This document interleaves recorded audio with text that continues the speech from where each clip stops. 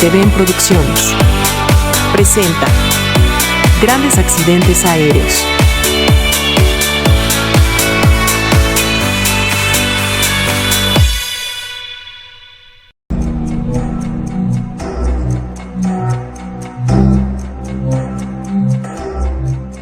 Atención, torre. Aquí vuelo 3142. Permiso para despegar. Espere 3142. No pueden despegar todavía, tenemos otro avión. Llegando. Después son ustedes.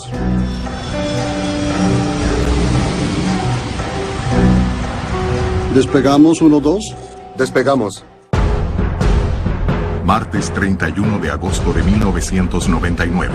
El vuelo 3142 de la empresa argentina LAPA, con 95 pasajeros y 5 tripulantes, se prepara para despegar desde la terminal Aeroparque en Buenos Aires, rumbo a la ciudad de Córdoba.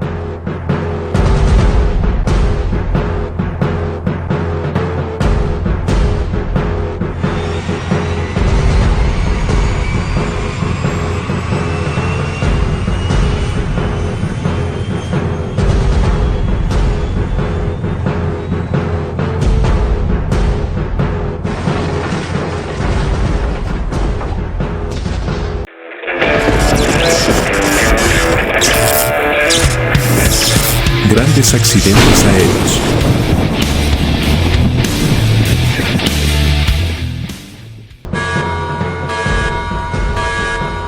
En el momento se activó la alarma acústica y lumínica del cuartel, recabamos información con torre de control para saber qué era lo que sucedía. Nos dijeron que por cabecera 31 se había despistado un Boeing 737-200. Aquella noche, el bombero Carlos Teglia estaba de turno en la base de Aeroparque. Fueron a la salida entre 15 y 18 bomberos. Luego vino de apoyo aproximadamente entre 20 y 30 bomberos más. 2 bomberos solos, que eran los choferes, eran los que atacaban el incendio y el resto del personal se abocaba a las tareas de salvamento. La pérdida de combustible con el motor caliente y el gas que liberó la estación de combustible del lugar causa un incendio y la destrucción total de la aeronave.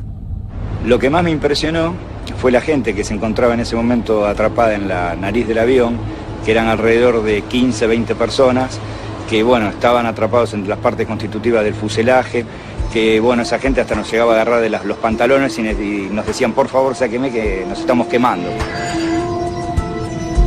El avión de LAPA salió de la pista y atravesó una avenida fuera del perímetro del aeropuerto. Antes de detenerse, chocó contra 2 automóviles y una estación de combustible. Cuando el avión choca, digamos, contra el terraplén, al poquito tiempo la cabina se empieza a incendiar. La situación era bastante difícil y bueno, yo finalmente pude salir por un agujero que se hizo en el fuselaje del avión, que no tenía ya tren de aterrizaje, o sea que estaba sobre el suelo. Y bueno, creo que yo y algunas otras personas salieron por ahí. Eran como una ola de mar que subía y bajaba. Subía y bajaba y la temperatura que era muy intensa al margen de los gritos. Ya había gente afuera que yo veía que se daba vuelta para apagarse las llamas. Hasta que un momento vi que el fuego bajó. Cuando estaba bajando me tapé la cara con las manos porque instintivamente uno se cubre la vista y salté.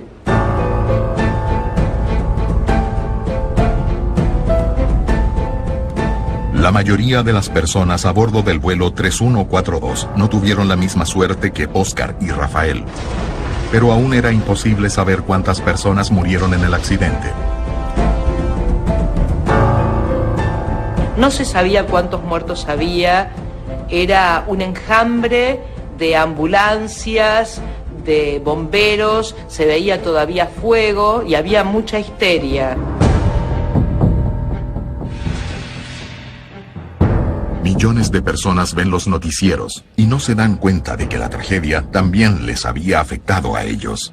Yo llegué a mi casa y encendí el televisor a la noche y veía en todos los noticieros una gran masa de fuego y como que había ocurrido una tragedia aérea, ¿no? Ya hay algunos anticipos acerca de lo que pueden haber sido las causas de este accidente. Una falla técnica. Me avisa por teléfono de que en ese vuelo venía nuestro padre, ¿no?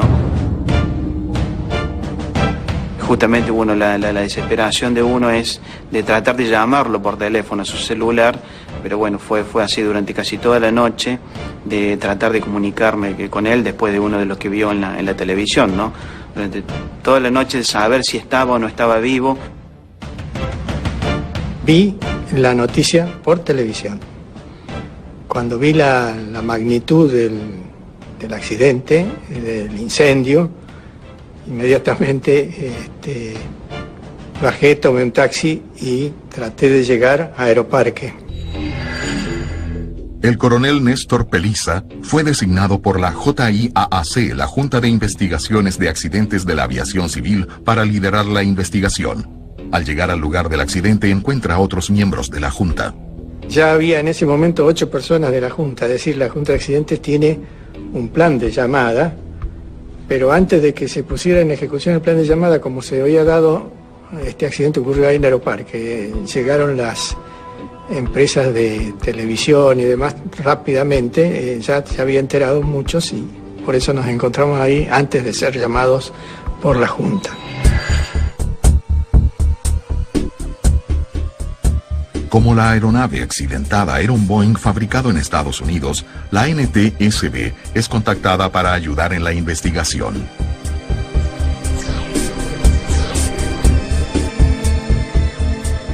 Apenas nos avisaron, rápidamente juntamos a un equipo de especialistas en ingeniería de operaciones y viajamos a la mañana siguiente a Argentina para unirnos inmediatamente a la Junta de Investigaciones que estaba a cargo del accidente. Al día siguiente, la empresa lo confirma. La caída del avión de Lapa, segundos después de despegar de Aeroparque, mató a 65 personas. 2 en tierra, 60 pasajeros y 3 tripulantes, entre ellos el comandante y el copiloto. Yo empecé a cubrir la historia desde el comienzo y viendo la desesperación de los familiares que querían algún tipo de información sobre los pasajeros. Sobreviviente no sirve. Paradójicamente nos enteramos dentro del listado, como dando a entender de que esas eran las personas que estaban fallecidas y que no tenían ningún tipo de rastros, ¿no? Nuestro padre falleció cuando vino ese día el vuelo. Él tenía que viajar a la mañana y volvía a la noche por su tarea, que él era abogado. Concluido el trabajo de rescate, los investigadores de la JIAAC comienzan a buscar pistas para esclarecer el accidente. Ahí hubo que esperar disminuir la temperatura de todo lo que estaba incendiado, así que prácticamente recién a la madrugada del día siguiente empezaron nuestros investigadores a remover los restos.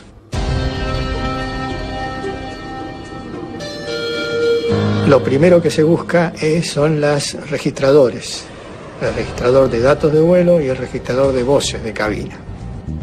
Localizadas al día siguiente del accidente, las cajas negras son colocadas bajo custodia de la justicia argentina. Las cajas negras fueron llevadas y guardadas bajo estrictas medidas de seguridad por la justicia argentina. Entonces, no pudimos comenzar inmediatamente a transcribir todo su contenido. Esa empresa aérea Lapa era de bajo costo y nueva en el mercado, y había interesantes conflictos entre las aerolíneas argentinas y los sindicatos que podían estar eventualmente involucrados, y también asuntos sobre la capacidad de una línea aérea principiante y la calificación de los funcionarios de esa línea aérea de bajo costo. Todos esos factores estaban allí en conflicto cuando asumimos la investigación con el gobierno de Argentina. Mientras los asuntos legales que involucraban a las cajas negras se resolvían, los investigadores trabajaban con los elementos que ya tenían en las manos. En este caso, podíamos considerar que o bien había habido alguna falla de motor que impidió el despegue, o bien consideramos ya que podría haber ocurrido de que el avión no estuviese configurado para el despegue, especialmente en la parte de flaps. Atención, torre. Aquí vuelo 3142. Permiso para despegar. Espere 3142. No pueden despegar todavía, tenemos otro avión llegando. Después son ustedes, ¿ok?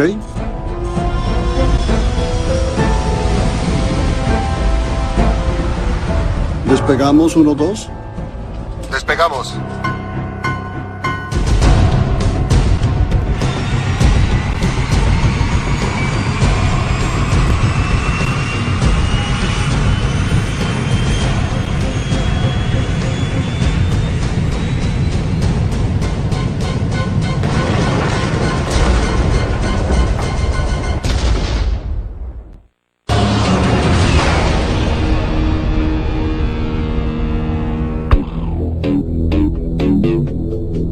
Cinco días después del accidente, las cajas negras son liberadas por la justicia argentina y enviadas a los laboratorios de la NTSB en Estados Unidos. Mientras tanto, los investigadores de la JIAAC Argentina analizan lo que tienen en las manos. Transcurridos los días, se fueron llevando las partes que nos parecían que podían servir como para rearmar de alguna manera el avión. Es una manera de decir, pero ir poniéndolo en las posiciones que tienen en el avión las distintas partes, los motores y demás, porque eso es muy importante también para ver cómo ha ocurrido el accidente. Desde el comienzo, un detalle llama la atención de los investigadores. Fuimos encontrando de a poco los distintos actuadores de flap que nos iban a indicar la posición de los flaps.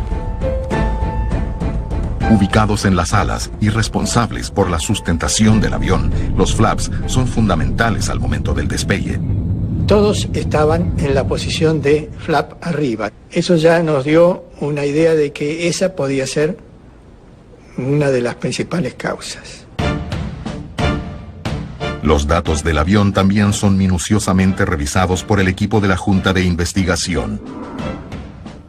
El Boeing 737-200, construido en 1970, fue comprado por la empresa argentina LAPA en 1996. Una aeronave con casi 30 años de uso.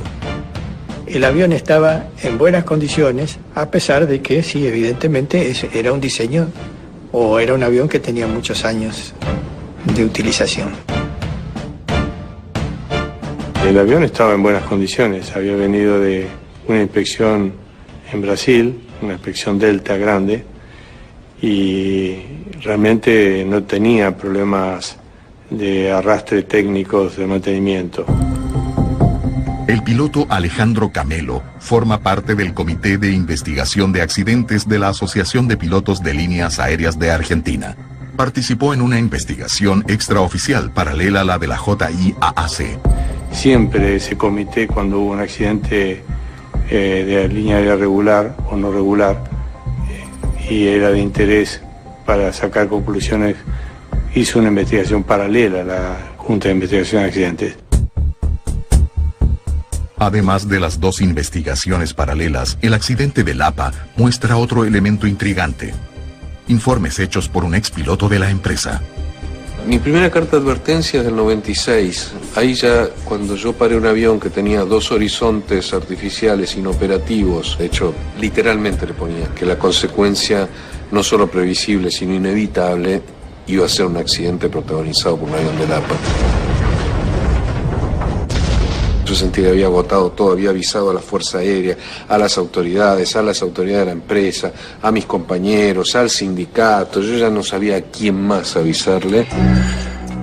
En septiembre de 1997, 2 años antes del accidente, el diario The New York Times entrevista a Enrique Piñeiro acerca de la seguridad aérea en Argentina. En el reportaje, él alerta sobre graves problemas en la aviación de su país. No tuvo mucha repercusión. Probablemente porque los dueños del APA tenían adecuados contactos en los grandes medios como para evitar que, aún siendo publicada en el New York Times, no tuviera demasiada repercusión en la Argentina. 3 meses antes del accidente, Enrique Piñeiro deja la empresa Lapa y formaliza en una carta de renuncia todas las denuncias. Los principales puntos fueron un señalamiento de las 215 novedades que había notado en 3 meses. Las respuestas, las califiqué, hice una clasificación. Ninguna, excepto una, decía reparado. Es como si vos en un auto le llevas al mecánico 215 cosas que tiene que resolver y te contesta checked. Hablé de los 3 abortos de despegue que hubo en 15 días. No puede haber 3 abortos de despegue en 15 días, una compañía que tiene 2 aviones turbohélice. Algo está andando mal. Nunca tomamos conocimiento de la carta, hemos tomado conocimiento de que existía la carta a través de lo que empezó a salir en los periódicos. Nosotros nos enteramos de esta carta en la prensa solamente después del accidente. Para nosotros fue una sorpresa. Pero para los investigadores de la Asociación de Pilotos, la carta enviada por Enrique Piñeiro es relevante. Usada como disparador de que el sistema estaba siendo tolerable en exceso a situaciones que atentaban contra la seguridad. A pesar de las denuncias contenidas en la carta del expiloto, las primeras investigaciones de la JIAAC se concentran únicamente en los registros oficiales. El mantenimiento del avión es controlado por la Dirección Nacional de Aeronavegabilidad, que tiene sus inspectores, que son ingenieros que controlan a la empresa. Independientemente de hecho, el hecho de que haya estado en un taller del exterior, donde ya no hay ninguna influencia, digamos, que se pueda ejercer sobre ellos, y que hayan devuelto el avión en condiciones de seguir siendo operado, nos daba la garantía de que el avión estaba en condiciones. Pero cuando las investigaciones llegan a los registros de la empresa sobre el historial del comandante del vuelo, encontraron fallas graves en su entrenamiento. Ambos pilotos tenían una serie de fallas durante los ejercicios de simulador que en algunos casos se repetían. En el caso del comandante, muchas fallas en el sentido de no tener comunicación con la tripulación. Lo liberan para volar y era una historia de una muerte anunciada. Había que esperar la oportunidad y esa oportunidad lamentablemente se dio.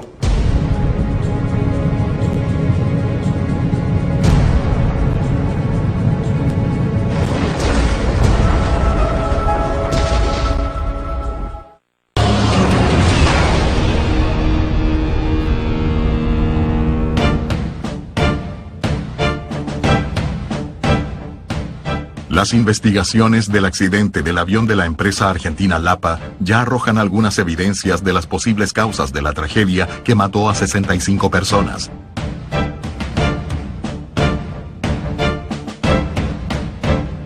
Los registros de la empresa indican que el comandante Weigel había sido reprobado en varias pruebas en el simulador. Generalmente las empresas tienen en cuenta la información de los instructores. Esta información existía. Ahora, ¿cuál es la razón que su gerente de operaciones y el jefe de línea toleran esta situación? Habría que buscar un poco más profundamente por qué. El comandante Gustavo Weigel, de 45 años, tenía 6.500 horas de vuelo. Y el copiloto, Luis Echeverry, tenía 31 años de edad y más de 3.000 horas de vuelo.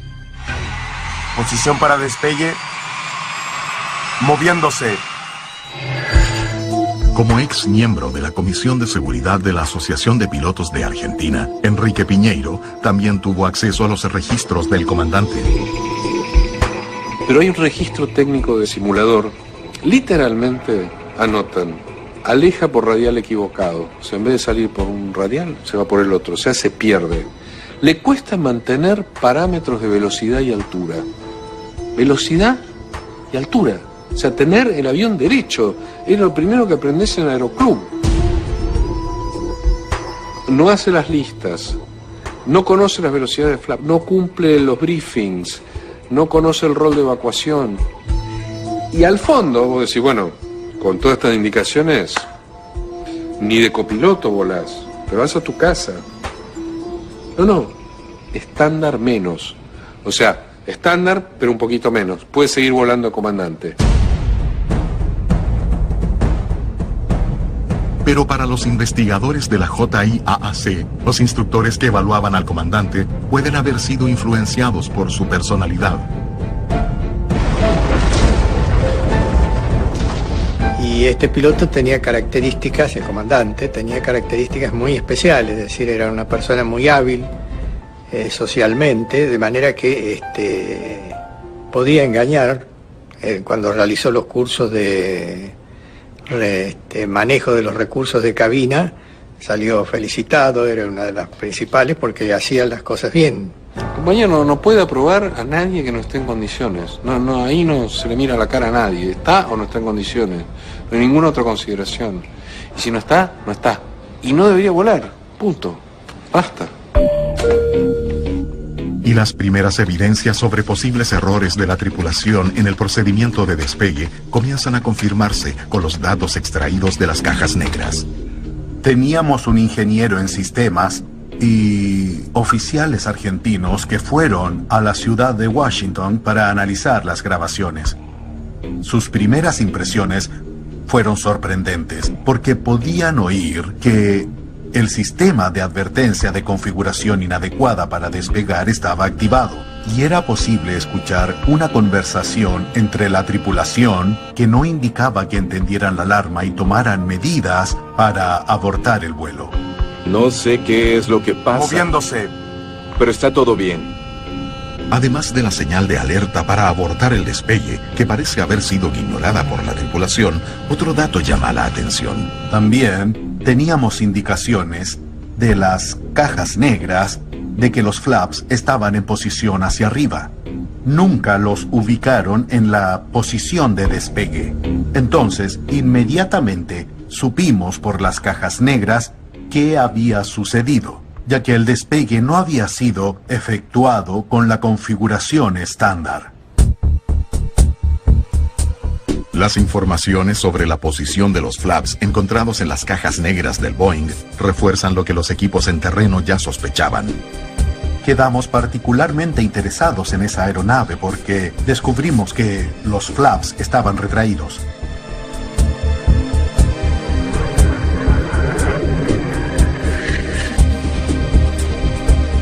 Tendría que ser un aeródromo de una pista muy larga para que el comandante decidiese despegar sin flap.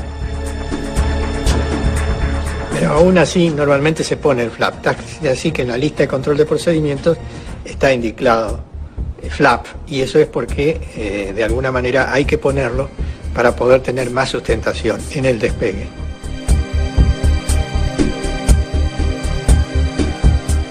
Los flaps son dispositivos de sustentación que constan de alas o superficies articuladas existentes en la parte posterior de las alas de un avión. Cuando se bajan, aumentan la sustentación de la aeronave. Cuanto menos flap pones, más pista usás, pero más gradiente de ascenso tenés. No tenés una montaña, pones flap 1. Entonces usás mucha pista, pero después salís. En este caso, normalmente en aeroparques pegamos con flap 5.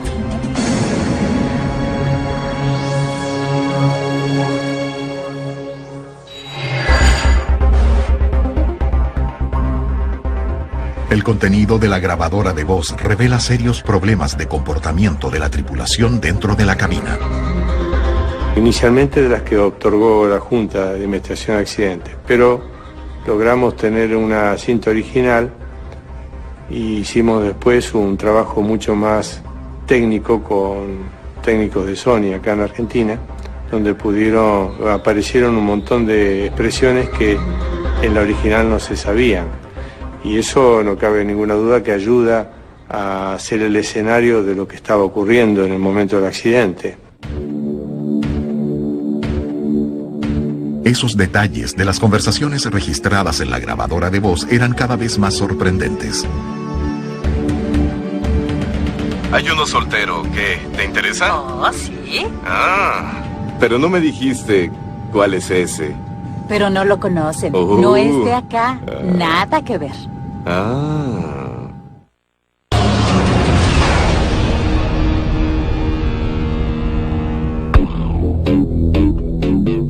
Al escuchar la grabadora de voz del Lapa 3142, los investigadores descubrieron que durante los procedimientos que antecedieron al despegue, el clima en la cabina era de desconcentración total. Buenas noches. Hola. ¿Qué tal? Buenas noches. ¿Hay un soltero que te interesa? Ah, sí. De todas las conversaciones que hubo, más de un 60%, medidas en tiempo, fueron conversaciones que no tenían nada que ver con la operación del avión y que eso influye muchísimo en los accidentes. Pero no me dijiste cuál es ese. Caos. El más completo, total y absoluto caos. Que no era otra cosa que el fiel reflejo del caos que imperaba en la empresa. Ese mismo caos se transporta a ese cockpit esa noche. ¿Cómo estás, compañero? ¿Qué haces? Vente a Córdoba. Anda, vamos. Entonces, si vos promovés gente que no está en condiciones de ser promovida, la conducta operativa va a ser eso. Si tu cultura de operación es volar sin apegarte a las normas, tus pilotos van a generar el caos que se generó esa noche en la cabina. Evidentemente que empezó a verse eso como un factor causal contribuyente al accidente. La cabina tiene que ser, le han puesto una denominación estéril, en el sentido de que no se tiene que hablar otra cosa que no sea de la operación del avión, o por lo menos muy poco que no sea de la operación del avión. Ah, bueno, te estaba contando que volé con Vargas. Y en este caso era totalmente lo contrario. A pesar de haber estado en tantos accidentes, la impresión es horrible, porque uno asocia que puede ser uno el que está en esa situación. Y la verdad que nunca me gustó juzgar por lo que escuchaba, porque un accidente es un error del sistema. Y este accidente demostró que el sistema tenía errores. Eso influye muchísimo en los accidentes. Siempre ha habido unos cuantos accidentes comprobados en los que el desvío de la atención del piloto a otras cosas que no sea la operación estricta del avión provoca errores, como en este caso que no cumplieron la lista de control de procedimientos y se saltearon las partes donde tenían que controlar que hubiesen colocado la flap en la posición adecuada para hacer el despegue.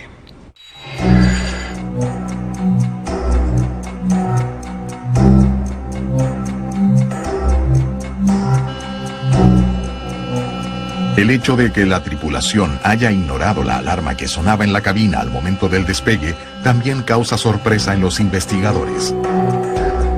Cuando nuestro equipo en Washington oyó las grabaciones de la cabina, pudieron escuchar el sonido de la alarma de despegue y también se dieron cuenta que la tripulación no actuó para abortar el despegue. Al contrario, estaban confundidos y tomaron la decisión de continuar con el proceso después de que había sonado la alarma. No sé qué es lo que pasa. Moviéndose. Pero está todo bien. La decisión de la tripulación de ignorar la alarma es muy, muy sorprendente. Y esa actitud casi no tiene explicación. De uno. Rota. Ciertamente, ellos sabían que ese sistema operaba en la nave, y el hecho de no haber actuado de forma correcta es casi inconcebible. Se trataba simplemente de un ser humano que no reacciona a su conocimiento y también su entrenamiento.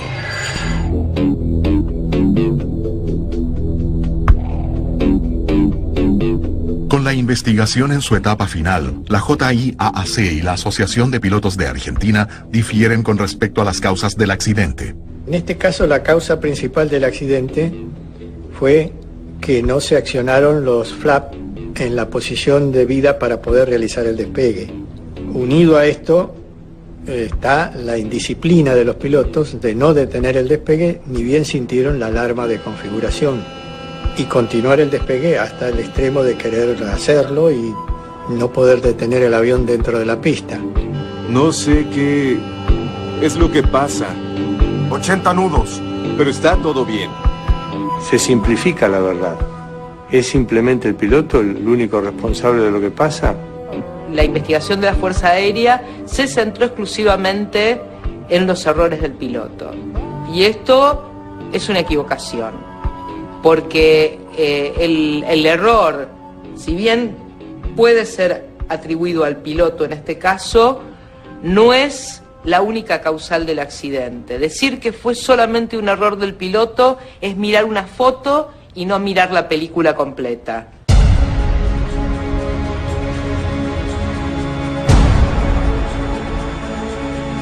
A pesar de las divergencias de los investigadores de la JIAAC y de la Asociación de Pilotos, deben descubrir por qué la tripulación del LAPA 3142 ignoró las alarmas de la cabina.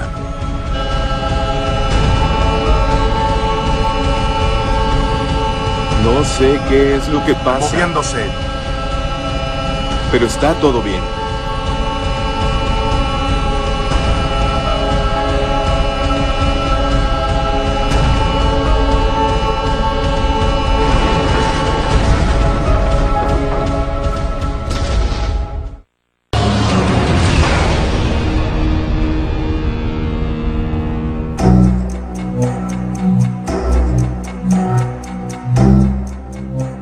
Durante casi 9 meses, los investigadores de la Junta Argentina y de la Asociación de Pilotos del país trabajaron separadamente para esclarecer las causas del accidente del vuelo 3142 de LAPA.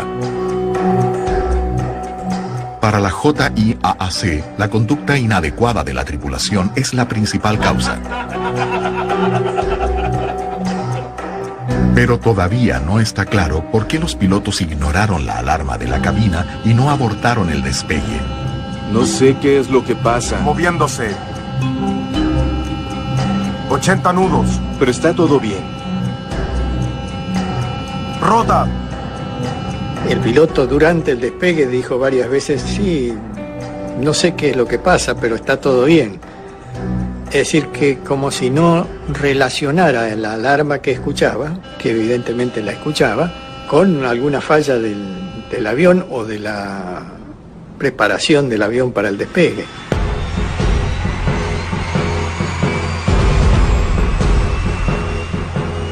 ¿Qué tiene que estar tan alterado en la cultura de una compañía para que esa contención externa que funcionaba esa noche fuera desoída por los tripulantes? Es eso. Las alarmas sonaban todo el tiempo. El ex piloto del LAPA, que ya había denunciado varias fallas del procedimiento en la empresa, también había alertado sobre ese problema. Eso es una cultura en donde la alarma se discierne. No se ejecuta, se discierne. Suena una alarma de fuego y empiezan. ¿Será real o no? ¿Cómo será real o no? ¿A mí qué me importa? No sé qué es lo que pasa. Moviéndose. Pero está todo bien. Empezaron a surgir testimonios acerca de la extremada negligencia con la que se conducía el área de seguridad de la compañía. Si el estaba muy tranquilo era porque era habitual que se transgredieran los estándares que toda otra compañía debe cumplir.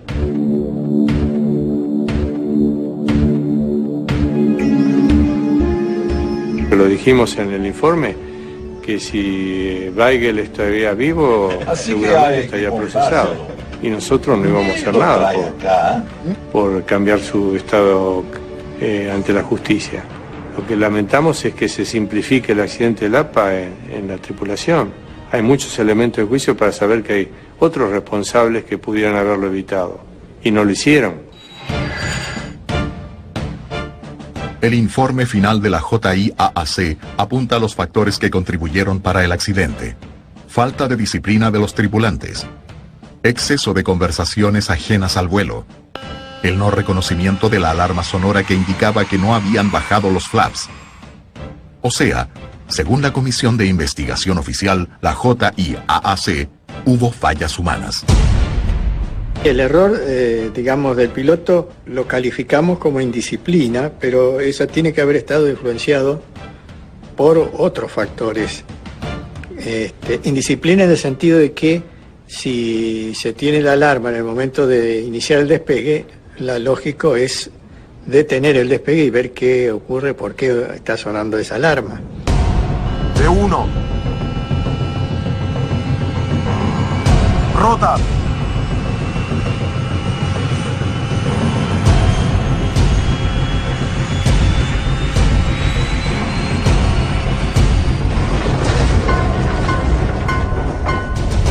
Para la Asociación de Pilotos, el informe final de la JIAAC Argentina no apunta a la secuencia de eventos que provocaron el accidente.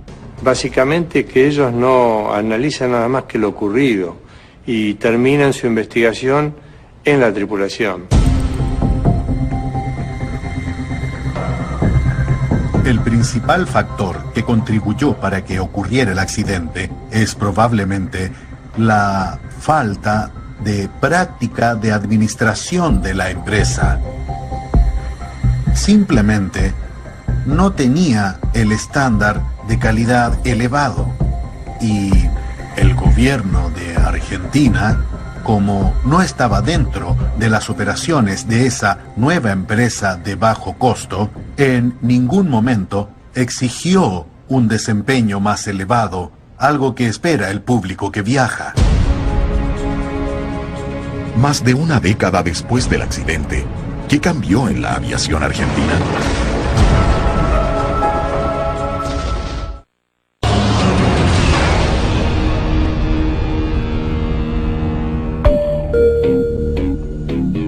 En 2003, 4 años después del accidente que mató a 65 personas, la empresa argentina LAPA se declaró en quiebra y cerró sus puertas.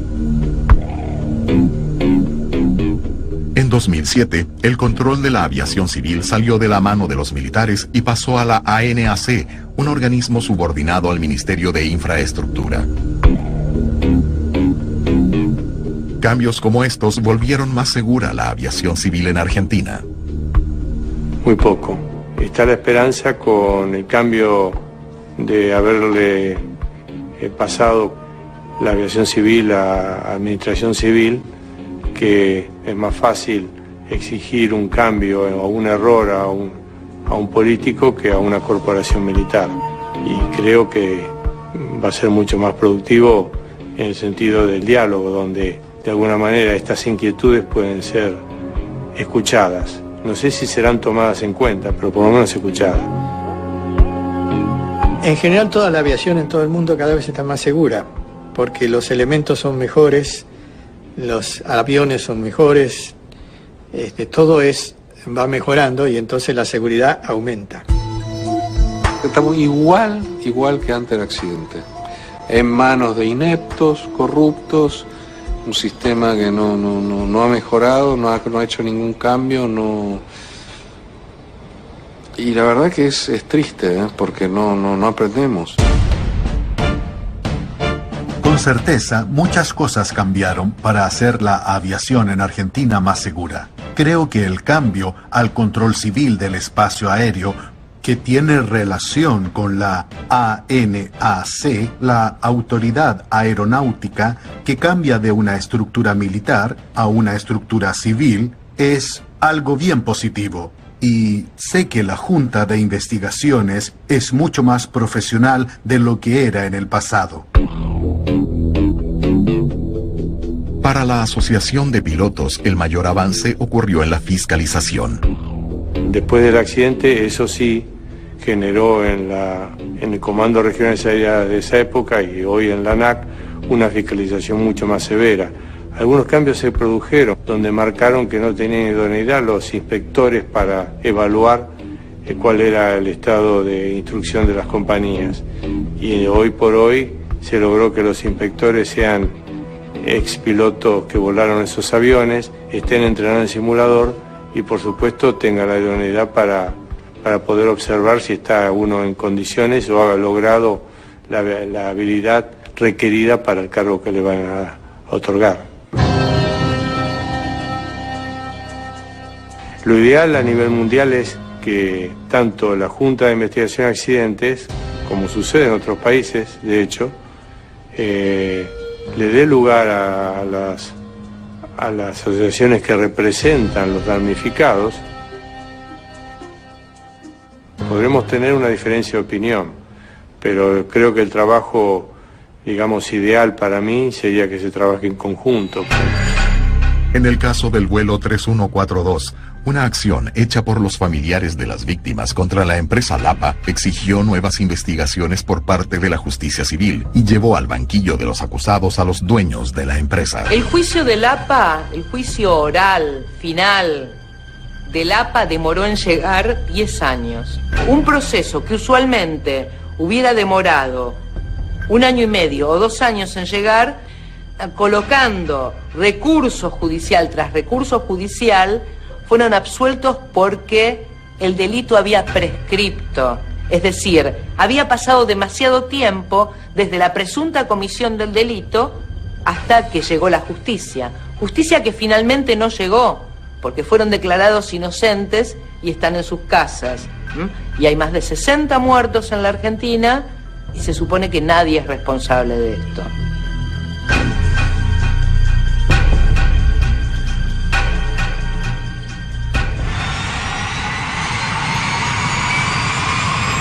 Más de 12 años después del accidente del vuelo 3142, los sobrevivientes no olvidan la noche del 31 de agosto de 1999.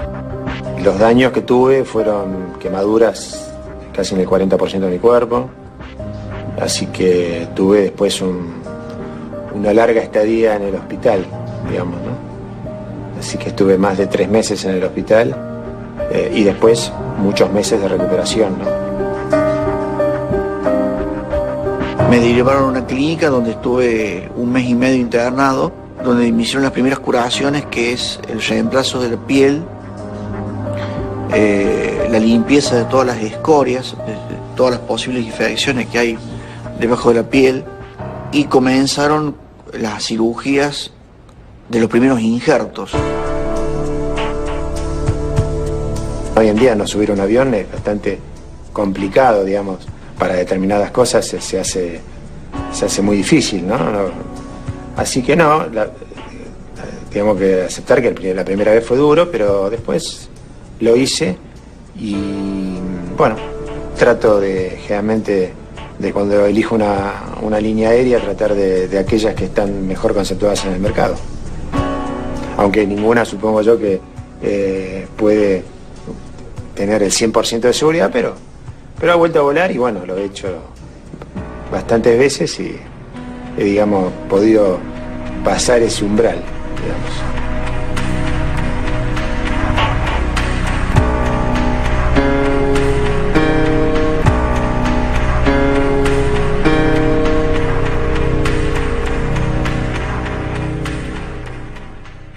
Y las primeras evidencias sobre posibles errores de la tripulación en el procedimiento de despegue comienzan a confirmarse con los datos extraídos de las cajas negras. Teníamos un ingeniero en sistemas y oficiales argentinos que fueron a la ciudad de Washington para analizar las grabaciones. Sus primeras impresiones fueron sorprendentes porque podían oír que el sistema de advertencia de configuración inadecuada para despegar estaba activado y era posible escuchar una conversación entre la tripulación que no indicaba que entendieran la alarma y tomaran medidas para abortar el vuelo. No sé qué es lo que pasa. Moviéndose. Pero está todo bien. Además de la señal de alerta para abortar el despegue, que parece haber sido ignorada por la tripulación, otro dato llama la atención. También teníamos indicaciones de las cajas negras de que los flaps estaban en posición hacia arriba. nunca los ubicaron en la posición de despegue. Entonces, inmediatamente supimos por las cajas negras qué había sucedido, ya que el despegue no había sido efectuado con la configuración estándar. Las informaciones sobre la posición de los flaps encontrados en las cajas negras del Boeing refuerzan lo que los equipos en terreno ya sospechaban. Quedamos particularmente interesados en esa aeronave porque descubrimos que los flaps estaban retraídos.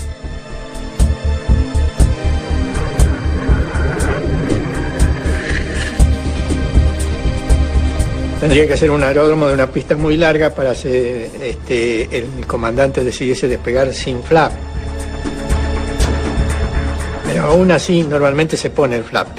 Así que en la lista de control de procedimientos está indicado flap. Y eso es porque, de alguna manera, hay que ponerlo para poder tener más sustentación en el despegue.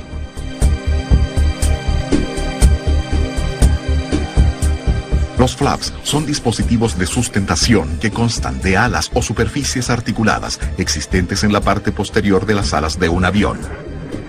Cuando se bajan, aumentan la sustentación de la aeronave. Cuanto menos flap pones, más pista usás, pero más gradiente de ascenso tenés. Vos tenés una montaña y pones flap 1. Entonces usás mucha pista, pero después salís.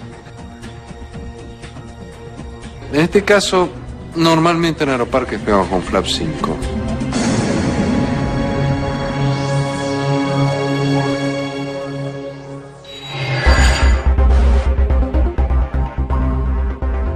El contenido de la grabadora de voz revela serios problemas de comportamiento de la tripulación dentro de la cabina.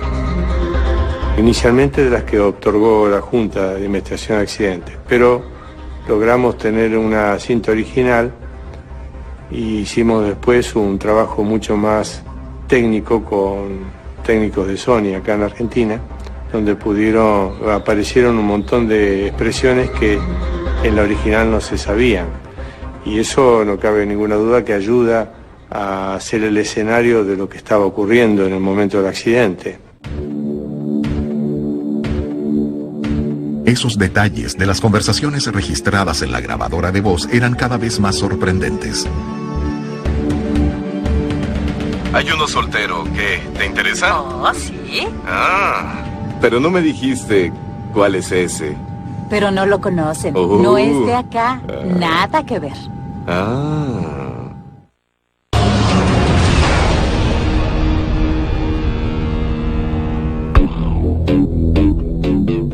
Al escuchar la grabadora de voz del LAPA 3142, los investigadores descubrieron que durante los procedimientos que antecedieron al despegue, el clima en la cabina era de desconcentración total. Buenas noches. Hola. ¿Qué tal? Buenas noches. ¿Hay un soltero que te interesa? Ah, sí. De todas las conversaciones que hubo, más de un 60%, medidas en tiempo, fueron conversaciones que no tenían nada que ver con la operación del avión y que eso influye muchísimo en los accidentes. Pero no me dijiste cuál es ese. Caos. El más completo, total y absoluto caos. Que no era otra cosa que el fiel reflejo del caos que imperaba en la empresa. Ese mismo caos se transporta a ese cockpit esa noche. ¿Cómo estás, compañero? ¿Qué haces? Vente a Córdoba. Anda, vamos. Entonces, si vos promovés gente que no está en condiciones de ser promovida, la conducta operativa va a ser eso. Si tu cultura de operación es volar sin apegarte a las normas, tus pilotos van a generar el caos que se generó esa noche en la cabina.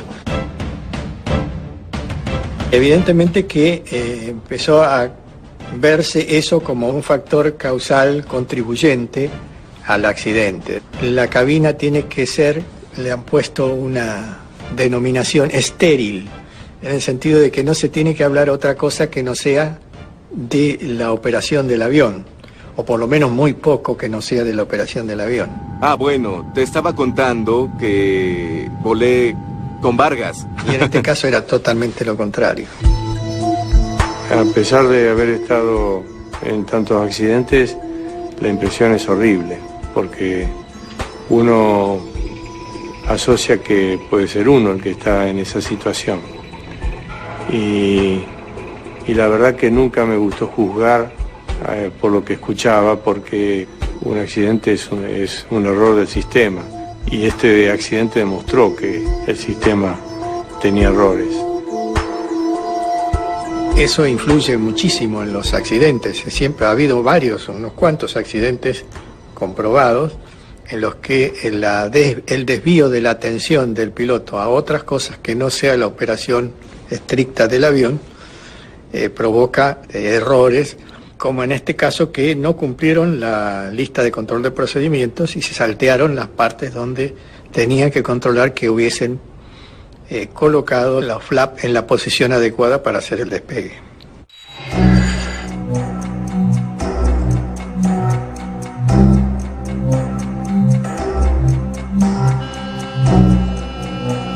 El hecho de que un avión que tenía 2 horizontes artificiales inoperativos, de hecho, literalmente le ponía que la consecuencia no solo previsible, sino inevitable, iba a ser un accidente protagonizado por un avión de Lapa.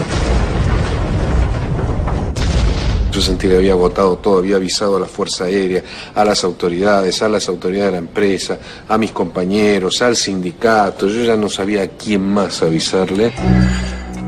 En septiembre de 1997, 2 años antes del accidente, el diario The New York Times entrevista a Enrique Piñeiro acerca de la seguridad aérea en Argentina. En el reportaje, él alerta sobre graves problemas en la aviación de su país. No tuvo mucha repercusión, probablemente porque los dueños del APA tenían adecuados contactos en los grandes medios como para evitar que, aún siendo publicada en el New York Times, no tuviera demasiada repercusión en la Argentina.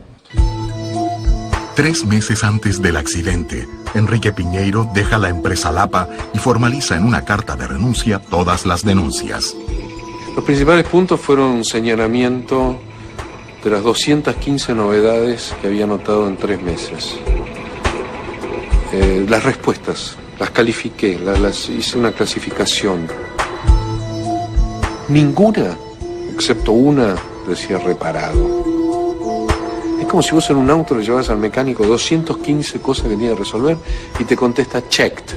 Hablé de los 3 abortos de despegue que hubo en 15 días. No puede haber 3 abortos de despegue en 15 días, una compañía que tiene 2 aviones turbohélice. Algo está andando mal. Nunca tomamos conocimiento de la carta, hemos tomado conocimiento de que existía la carta a través de lo que empezó a salir en los periódicos. Nosotros nos enteramos de esta carta en la prensa solamente después del accidente. Para nosotros fue una sorpresa. Pero para los investigadores de la Asociación de Pilotos, la carta enviada por Enrique Piñeiro es relevante. Usada como disparador de que el sistema estaba siendo tolerable en exceso a situaciones que atentaban contra la seguridad. A pesar de las denuncias contenidas en la carta del expiloto, las primeras investigaciones de la JIAAC se concentran únicamente en los registros oficiales. El mantenimiento del avión es controlado por la Dirección Nacional de Aeronavegabilidad, que tiene sus inspectores, que son ingenieros que controlan a la empresa. Independientemente de hecho, el hecho de que haya estado en un taller del exterior, donde ya no hay ninguna influencia, digamos, que se pueda ejercer sobre ellos, y que hayan devuelto el avión en condiciones de seguir siendo operado, nos daba la garantía de que el avión estaba en condiciones. Pero cuando las investigaciones llegan a los registros de la empresa sobre el historial del comandante del vuelo, encontraron fallas graves en su entrenamiento. Ambos pilotos tenían una serie de fallas durante los ejercicios de simulador que en algunos casos se repetían. En el caso del comandante, muchas fallas en el sentido de no tener comunicación con la tripulación. Lo liberan para volar y era una historia de una muerte anunciada. Había que esperar la oportunidad y esa oportunidad lamentablemente se dio.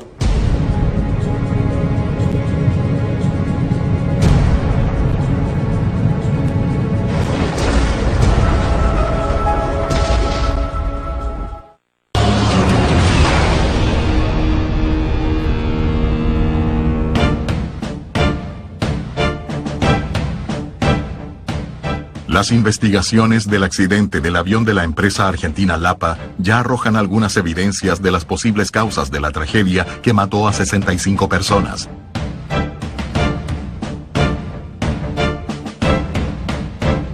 Los registros de la empresa indican que el comandante Weigel había sido reprobado en varias pruebas en el simulador.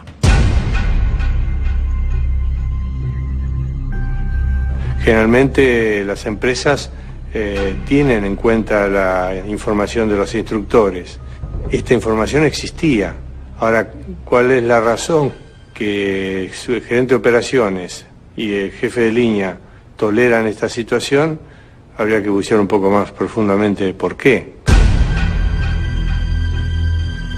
El comandante Gustavo Weigel, de 45 años, tenía 6.500 horas de vuelo. Y el copiloto, Luis Echeverry, tenía 31 años de edad y más de 3.000 horas de vuelo. Posición para despegue. Moviéndose. Como ex miembro de la Comisión de Seguridad de la Asociación de Pilotos de Argentina, Enrique Piñeiro también tuvo acceso a los registros del comandante. Pero hay un registro técnico de simulador. Literalmente anotan: aleja por radial equivocado. O sea, en vez de salir por un radial, se va por el otro. O sea, se pierde. Le cuesta mantener parámetros de velocidad y altura. Velocidad y altura. O sea, tener el avión derecho. Era lo primero que aprendés en el aeroclub.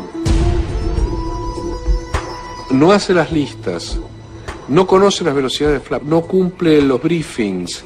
No conoce el rol de evacuación. Y al fondo, vos decís, bueno, con todas estas indicaciones, ni de copiloto volás, te vas a tu casa. No, estándar menos.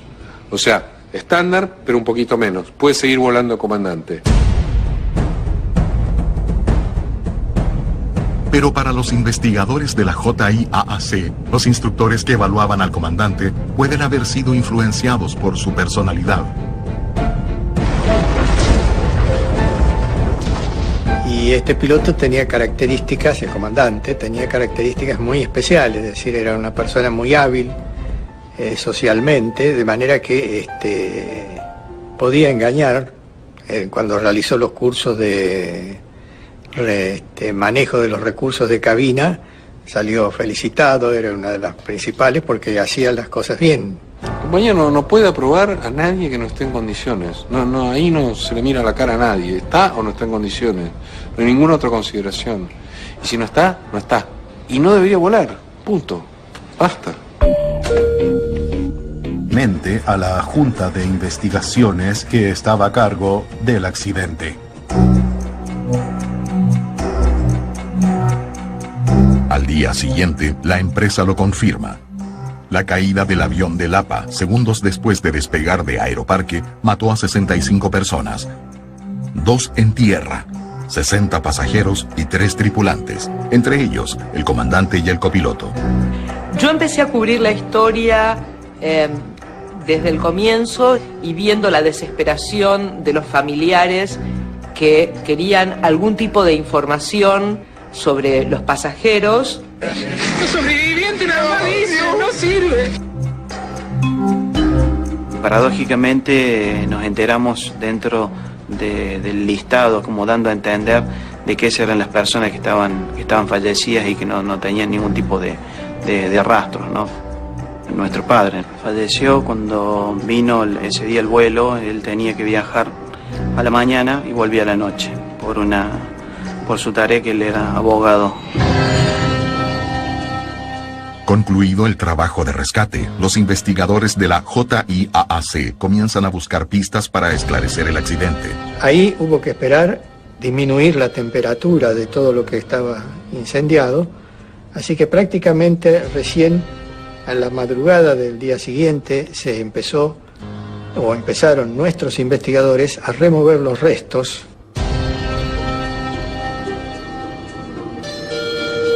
Lo primero que se busca son los registradores, el registrador de datos de vuelo y el registrador de voces de cabina.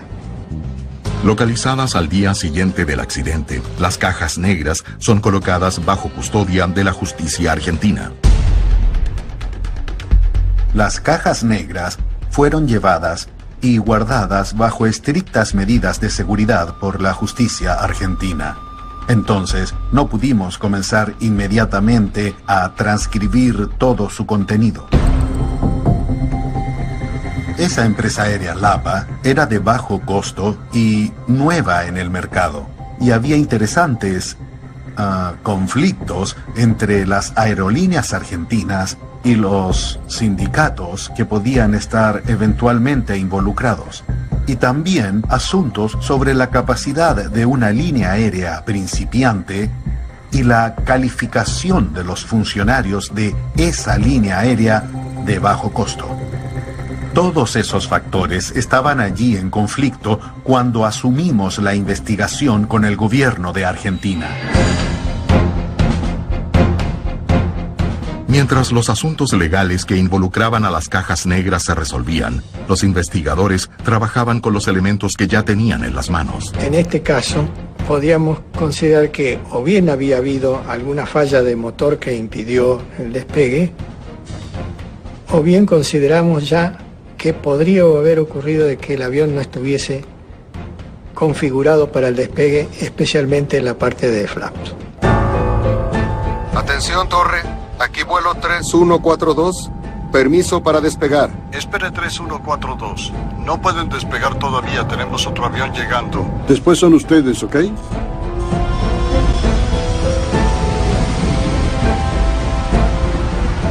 ¿Despegamos 1-2? Despegamos.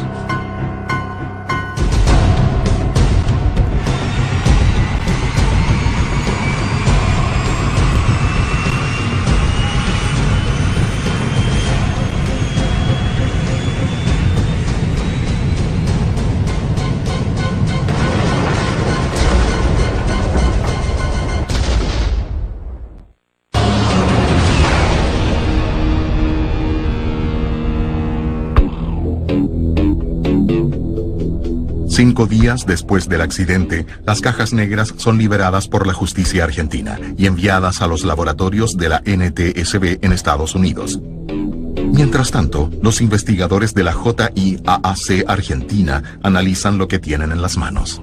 Transcurridos los días, se fueron llevando las partes que nos parecían que podían servir como para rearmar de alguna manera el avión. Es una manera de decir, pero ir poniéndolo en las posiciones que tienen en el avión las distintas partes, los motores y demás, porque eso es muy importante también para ver cómo ha ocurrido el accidente. Desde el comienzo, un detalle llama la atención de los investigadores. Fuimos encontrando de a poco los distintos actuadores de flap que nos iban a indicar la posición de los flap. Ubicados en las alas y responsables por la sustentación del avión, los flaps son fundamentales al momento del despegue. Todos estaban en la posición de flap arriba. Eso ya nos dio una idea de que esa podía ser una de las principales causas. Los datos del avión también son minuciosamente revisados por el equipo de la Junta de Investigación. El Boeing 737-200, construido en 1970, fue comprado por la empresa argentina Lapa en 1996. Una aeronave con casi 30 años de uso. El avión estaba en buenas condiciones, a pesar de que sí, evidentemente era un diseño o era un avión que tenía muchos años de utilización. El avión estaba en buenas condiciones, había venido de una inspección en Brasil, una inspección Delta grande, y realmente no tenía problemas de arrastre técnicos de mantenimiento. El piloto Alejandro Camelo forma parte del Comité de Investigación de Accidentes de la Asociación de Pilotos de Líneas Aéreas de Argentina. Participó en una investigación extraoficial paralela a la de la JIAAC. Siempre ese comité, cuando hubo un accidente de línea aérea regular o no regular, y era de interés para sacar conclusiones, hizo una investigación paralela a la Junta de Investigación de Accidentes. Además de las dos investigaciones paralelas, el accidente de Lapa muestra otro elemento intrigante. Informes hechos por un expiloto de la empresa. Mi primera carta de advertencia es del 96. Ahí ya, cuando yo paré...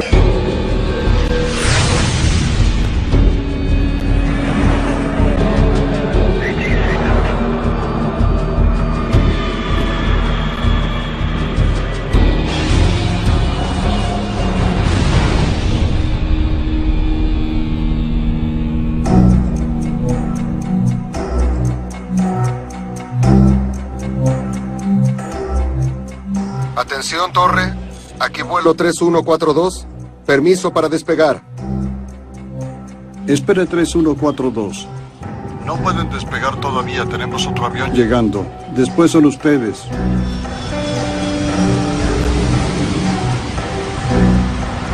¿Despegamos 12? Despegamos.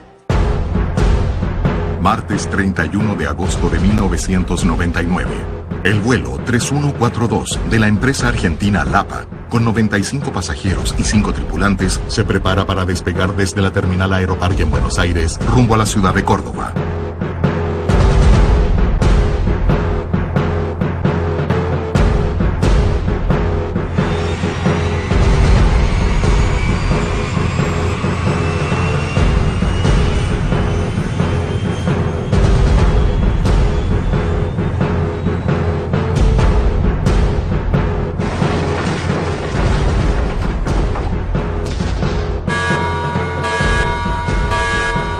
En el momento se activó la alarma acústica y lumínica del cuartel, recabamos información con torre de control para saber qué era lo que sucedía. Nos dijeron que por cabecera 31 se había despistado un Boeing 737-200. Aquella noche, el bombero Carlos Teglia estaba de turno en la base de Aeroparque. Fueron a la salida entre 15 y 18 bomberos. Luego vino de apoyo aproximadamente entre 20 y 30 bomberos más. Los 2 bomberos solos, que eran los choferes, eran los que atacaban el incendio y el resto del personal se abocaba a las tareas de salvamento. La pérdida de combustible con el motor caliente y el gas que liberó la estación de combustible del lugar causa un incendio y la destrucción total de la aeronave. Lo que más me impresionó fue la gente que se encontraba en ese momento atrapada en la nariz del avión, que eran alrededor de 15, 20 personas, que bueno, estaban atrapados entre las partes constitutivas del fuselaje, que bueno, esa gente hasta nos llegaba a agarrar de los pantalones y nos decían, por favor, sáqueme que nos estamos quemando. El avión de Lapa salió de la pista y atravesó una avenida fuera del perímetro del aeropuerto. Antes de detenerse, chocó contra 2 automóviles y una estación de combustible. Cuando el avión choca, digamos, contra el terraplén, al poquito tiempo la cabina se empieza a incendiar. La situación era bastante difícil y bueno, yo finalmente pude salir por un agujero que se hizo en el fuselaje del avión, que no tenía ya tren de aterrizaje, o sea que estaba sobre el suelo. Y bueno, creo que yo y algunas otras personas salieron por ahí. Eran como una ola de mar que subía y bajaba. Subía y bajaba y la temperatura que era muy intensa al margen de los gritos. Ya había gente afuera que yo veía que se daba vuelta para apagarse las llamas, hasta que un momento vi que el fuego bajó. Cuando estaba bajando me tapé la cara con las manos porque instintivamente uno se cubre la vista y salté.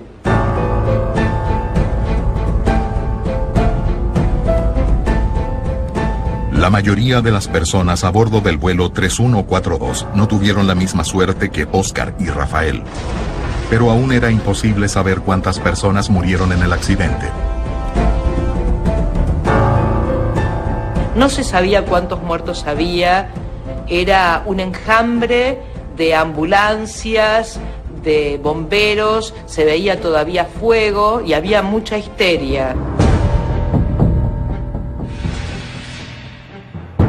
Millones de personas ven los noticieros y no se dan cuenta de que la tragedia también les había afectado a ellos. Yo llegué a mi casa y encendí el televisor a la noche y veía en todos los noticieros una gran masa de fuego y como que había ocurrido una tragedia aérea, ¿no?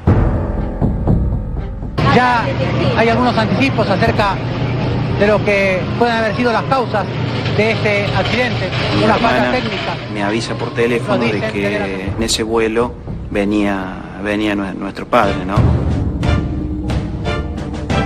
Justamente, bueno, la desesperación de uno es de tratar de llamarlo por teléfono a su celular, pero bueno, fue así durante casi toda la noche, de tratar de comunicarme con él después de uno de los que vio en la televisión, ¿no?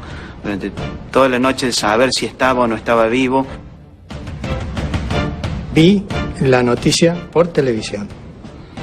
Cuando vi la magnitud del accidente, del incendio, inmediatamente bajé, tomé un taxi y traté de llegar a Aeroparque.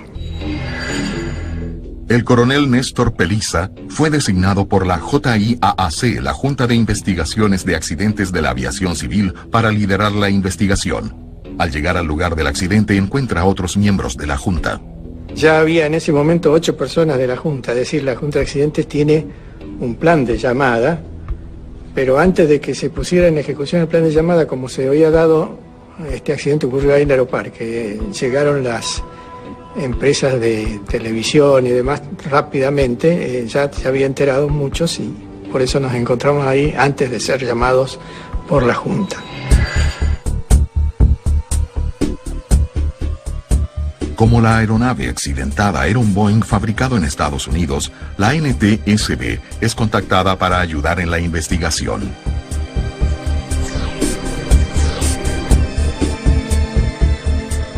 Apenas nos avisaron, rápidamente juntamos a un equipo de especialistas en ingeniería de operaciones y viajamos a la mañana siguiente a Argentina para unirnos inmediatamente. La tripulación haya ignorado la alarma que sonaba en la cabina al momento del despegue también causa sorpresa en los investigadores.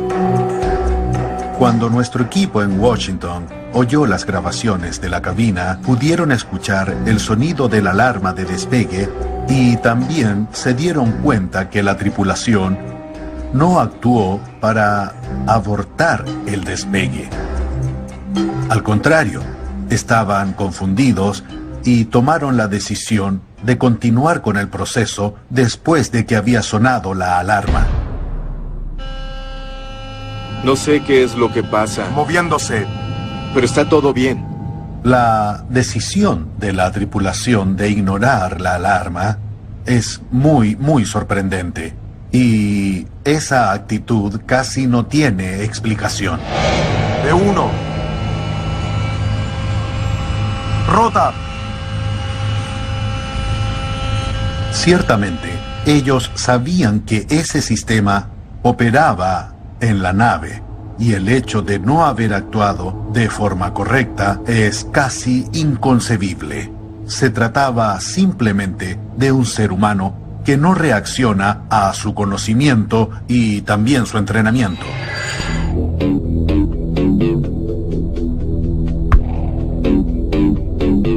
Con la investigación en su etapa final, la JIAAC y la Asociación de Pilotos de Argentina difieren con respecto a las causas del accidente. En este caso, la causa principal del accidente fue que no se accionaron los flaps en la posición debida para poder realizar el despegue.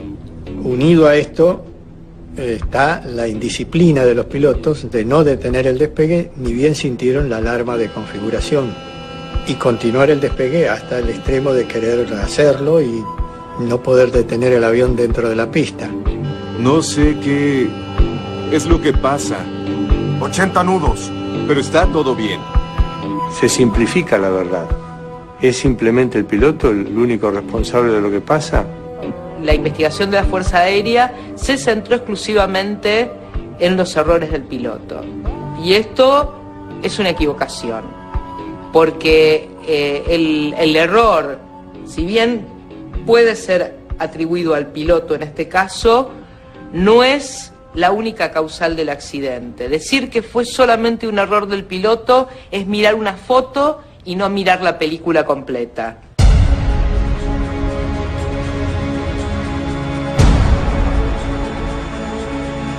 A pesar de las divergencias de los investigadores de la JIAAC y de la Asociación de Pilotos, deben descubrir por qué la tripulación del Lapa 3142 ignoró las alarmas de la cabina.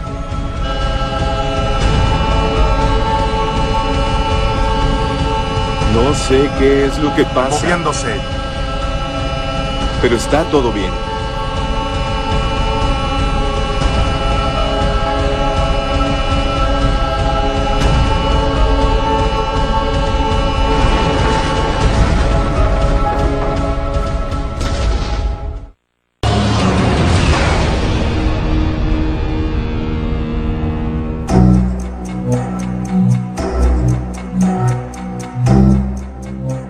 Durante casi 9 meses, los investigadores de la Junta Argentina y de la Asociación de Pilotos del país trabajaron separadamente para esclarecer las causas del accidente del vuelo 3142 de Lapa.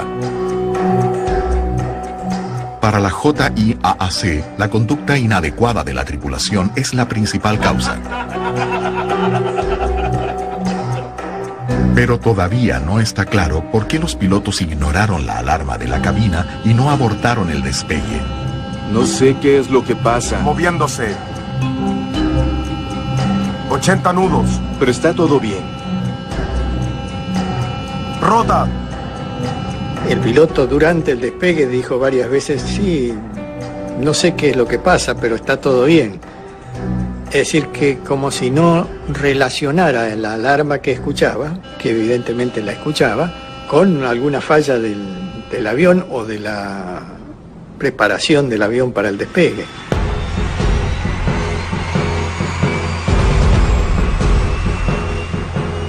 ¿Qué tiene que estar tan alterado en la cultura de una compañía para que esa contención externa que funcionaba esa noche fuera desoída por los tripulantes?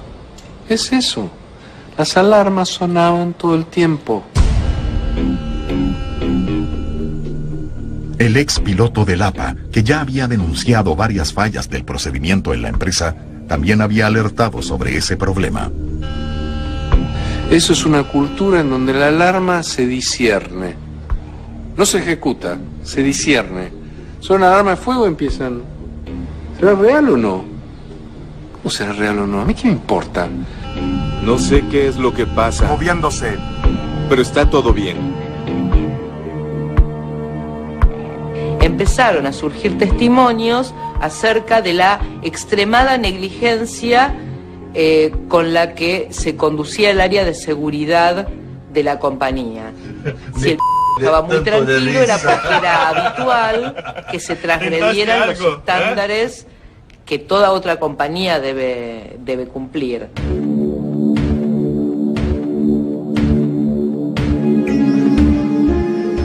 Lo dijimos en el informe, que si Weigel estaría vivo, seguramente estaría procesado. Y nosotros no íbamos a hacer nada por cambiar su estado ante la justicia. Lo que lamentamos es que se simplifique el accidente de Lapa en la tripulación. Hay muchos elementos de juicio para saber que hay otros responsables que pudieran haberlo evitado. Y no lo hicieron. El informe final de la JIAAC apunta a los factores que contribuyeron para el accidente. Falta de disciplina de los tripulantes. Exceso de conversaciones ajenas al vuelo. El no reconocimiento de la alarma sonora que indicaba que no habían bajado los flaps. O sea, según la Comisión de Investigación Oficial, la JIAAC, hubo fallas humanas.